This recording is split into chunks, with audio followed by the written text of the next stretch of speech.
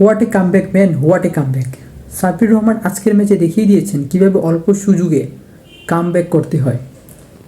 অসাধারণ একটা ইনিংস খেলেছেন, 33 বলে 88 রান, যেখানে তিনি 9টি 6 মেরেছেন, 250+ স্ট্রাইক রেট। নাম সাব্বির রহমান।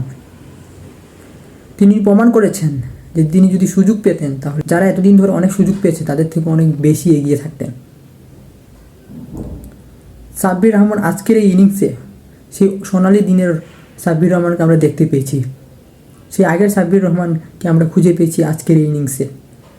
ঢাকা ক্যাপিটালস 177 রান করেছে টোটাল। সেই 177 রানের মধ্যে সাব্বির রহমান একাই 88 রান করেছেন। মানে ম্যাচের মোট রানের 50%-এর বেশি রান সাব্বির রহমানের ব্যাট থেকে এসেছে। সাব্বির রহমান প্রমাণ করেছেন তিনি যোগ্য ক্রিকেটার। যে সাব্বির রহমান আজ থেকে 2-3 বছর আগে জাতীয় দল থেকে বাদ পড়েছিলেন, তারপর থেকে এক এক করে তাকে কোনো জায়গায় সুযোগ দেওয়া হয়নি। ডোমেস্টিক ক্রিকেটে তিনি কোনো দলের হয়ে খেলতে পারেননি। গত বিপিএলও তাকে কোনো দল কিনতে আগ্রহ প্রকাশ করেনি। শেষ ম্যাচ তিনি বিপিএল খেলার আগ মুহূর্তে অর্থাৎ 1 মাস আগেও তিনি কিন্তু পাড়ার ক্রিকেট খেলতেন। সেই সাব্বির রহমান ঢাকা ক্যাপিটালসের হয়ে দ্বিতীয় ম্যাচে অসাধারণ পারফরমেন্স করে আজ পুরো ক্রিকেট প্রেমীদের মন জয় করে নিয়েছেন। এমন সাব্বির রহমানে আমরা চেয়েছিলাম।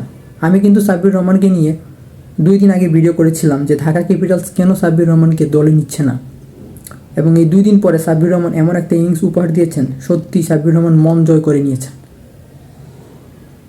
ঢাকা ক্যাপিটালসের উচিত ছিল সাব্বির রহমানকে আরও আগে দলে নেওয়া, যদিও তারা একটু দেরি করে ফেলেছে, কিন্তু সাব্বির রহমানকে যে সুযোগটা তারা দিয়েছে সেটা কিন্তু সত্যি অনেক বড় একটা সুযোগ দিয়েছে, এবং সাব্বির রহমান সেই সুযোগের সদ্ব্যবহার করতে পেরেছেন।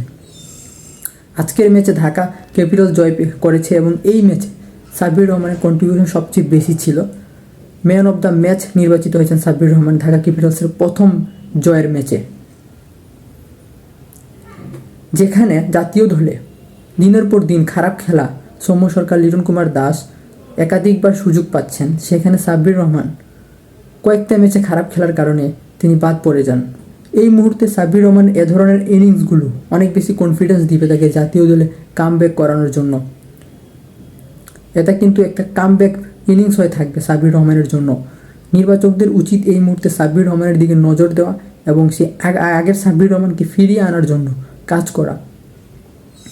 আশা করি সাব্বির রহমানকে খুব তাড়াতাড়ি আমরা জাতীয় দলের জার্সিতে খেলতে দেখতে পাবো।